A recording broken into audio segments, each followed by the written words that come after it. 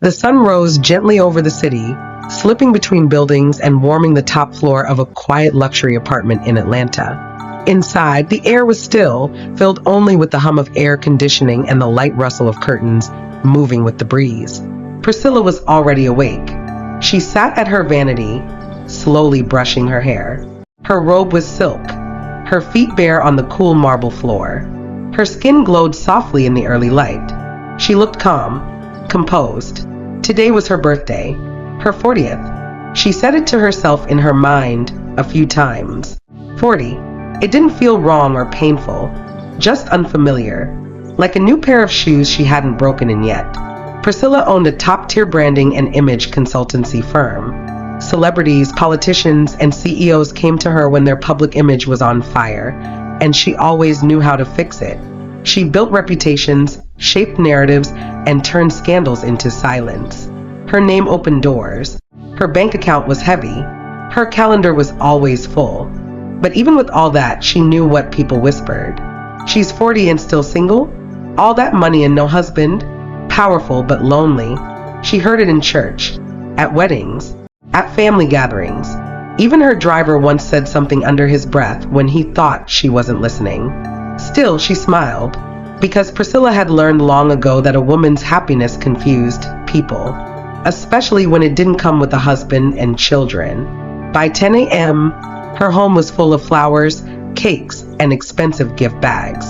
Her staff had planned a surprise at the office, but she'd asked for something different this year. Just a simple brunch at home with close friends and family. She wore a white linen dress, soft gold earrings, and nude sandals. Her look was effortless, but stunning. At noon, the doorbell rang. Guests arrived in pairs and small groups. Friends, business partners. Then came her younger sister, Pamela. Pamela was 5 years younger, married with 3 children. She wore a bright pink dress and carried a designer handbag. She hugged Priscilla tightly. 40 looks good on you, Pamela said. I pray I look this fresh when I get there. You will, Priscilla replied with a smile. Then came their mother. Mrs. Rose entered in a gown, and she looked around the apartment like she was inspecting a hotel lobby. My daughter, she said, embracing Priscilla. Happy birthday. May this be the year God completes your joy. The word stung, even though she was used to them. Completes your joy always meant one thing, a husband. As they ate and laughed, Mrs. Rose kept repeating loud prayers for fruitfulness, a settled home, and a man that fears God. Pamela added a quiet amen every time. Priscilla smiled, but her chest tightened. It wasn't that she didn't want love. She just didn't want to be reduced to it. Happy birthday again, sis, Pamela said. Any birthday resolutions? Like dating again, maybe? Priscilla laughed softly. Why does everyone want me to date so badly? Because it's time, Pamela said, sitting beside her. You've done well. You've lived for yourself.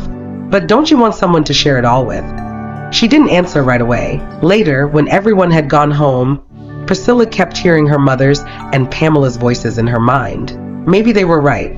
That night, she poured herself a glass of warm milk and sat with her laptop at the kitchen counter. The screen glowed as she opened a search bar. She typed, "Best dating sites for professionals over 40." The site she chose looked clean and simple. It was designed for busy people who didn't have time for games. She filled in her details slowly. Name, age, interests, and what she was looking for. It felt strange to put herself out there again. Her last serious relationship ended 6 years ago, and since then, her focus had been on work, travel, and personal growth. She was happy on most days, but a small part of her still hoped to be held gently, to be known deeply. After a few days of scrolling and short conversations, a message popped up from a man named Michael. He was 42, lived in Atlanta, and worked in finance. His photo showed a calm face with deep brown eyes and a warm smile. He had a trimmed beard, clean cut, and wore a simple shirt. His first message read, "I read your profile and smiled. I'd like to get to know you if you're open to it." Priscilla replied with just one word, maybe. That maybe opened a door. Their chats were gentle and thoughtful. Michael asked questions that made her pause, about her dreams, her childhood, her views on life. He didn't rush. He wasn't pushy, just steady. A week later, they met for coffee in a quiet cafe tucked between bookstores downtown. He wore a navy sweater and simple black shoes. He brought her a flower, not a whole bouquet, just one white lily. They talked for hours. It became a habit. Every Saturday, they met. Coffee shops, art galleries, parks. Michael made her laugh. He listened without checking his phone. He didn't ask about her past, just her present and future. After a month, he surprised her with a homemade dinner. Salmon, mashed potatoes, and steamed vegetables. "I like cooking," he said. "It calms me." Priscilla found herself looking forward to his texts, to his thoughtful good mornings, to the way he remembered little details she mentioned once. At work, people noticed she smiled more. She took longer breaks.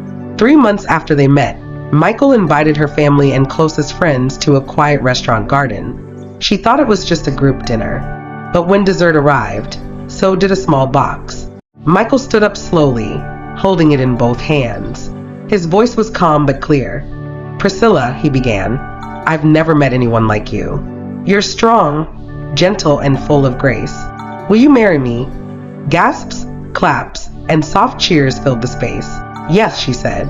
He placed the ring on her finger, and they embraced as everyone cheered again.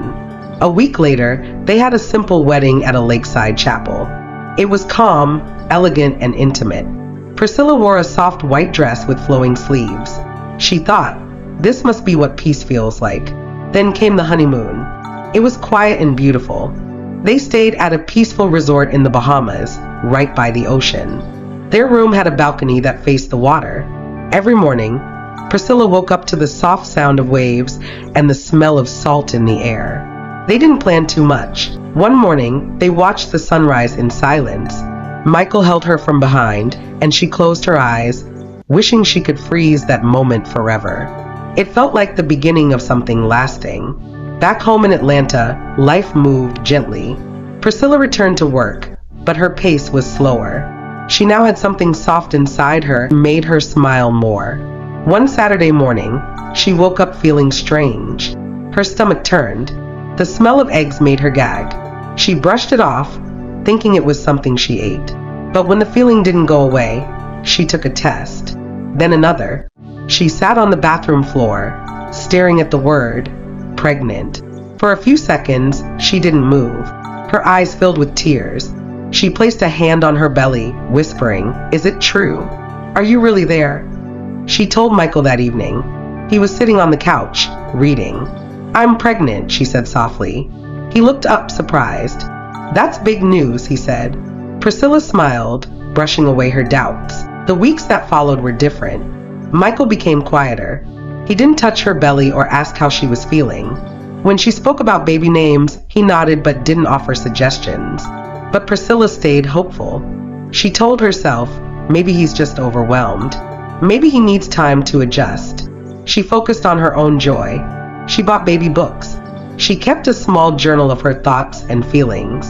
She started eating better, walking in the mornings and meditating at night. The baby became a little secret joy that she carried with her. Michael made her tea every morning. He said it will help her relax. And she appreciated it, especially on days when the nausea wouldn't let her cook. She trusted him. One quiet Thursday morning, Priscilla had a meeting at her office, so she dressed early. Michael handed her a mug of tea, kissed her cheek, and told her to take it easy. By noon, she was in her office, typing up a report, when a sharp pain hit her lower belly. It made her stop. She stood up, trying to stretch. But the pain came again, deeper this time. Then, she felt warmth between her legs. She looked down and froze. Blood. Her assistant saw her pale face and rushed to her side. Everything became a blur after that. Voices, rushing feet, the sound of sirens. The ride to the hospital was a haze. Lying on the hospital bed, she felt her body shaking. "Please," she whispered, "save my baby." Few hours later, the doctor came in with a calm, serious face. "You're very lucky," he said. "We were able to stop the bleeding in time. The baby is safe." Priscilla closed her eyes, relief pouring over her like warm rain. But he continued gently, "We found something unusual in your blood work." There are traces of medication, the kind used to induce miscarriage. She looked at him, stunned. That's not possible. I would never. He shook his head. Maybe you didn't take it knowingly. She went silent. Her mind went back to the tea, the warm mug Michael handed her that morning. And every morning. She went home later that day, quiet and slow in her movements. She lay awake, staring at the ceiling, her hand on her belly. She thought about everything. Michael's cold reaction to the pregnancy, his late nights, the tea. Could he have done this? It felt impossible. And yet, her body knew what her mind didn't want to admit. She didn't confront him. Not yet. She watched him closely instead. She smiled when she needed to. She listened when he spoke. But inside, a quiet storm had begun to stir. She picked up her phone one afternoon and searched for a number. A private investigator. The investigator's name was Mr. Glenn. He had a slow voice, a kind face, and eyes that seemed to notice everything. They met in a small cafe across town. Priscilla wore a long coat and a hat, wanting to stay unnoticed. I don't have solid proof, she began, her hands wrapped around her cup of chamomile tea. Just a feeling. A strong one. Tell me everything, he said gently. She told him about Michael, their meeting, their marriage, the pregnancy, the tea, the bleeding, the hospital report, everything. I'm not trying to destroy him, she added. I just need to know if I'm safe. If my child is safe. Mr. Glenn nodded. I'll look into it quietly. Give me a week or two. That evening, Priscilla returned home and watched Michael make her tea again. She thanked him, smiled, and poured it down the sink when he wasn't looking.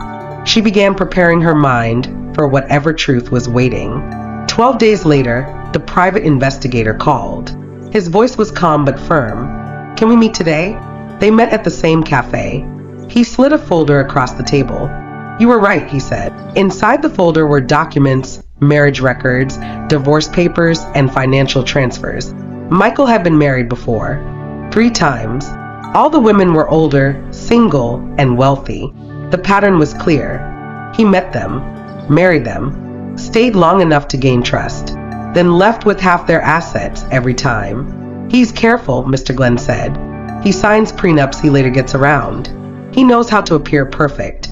Priscilla's hands trembled slightly as she turned the pages.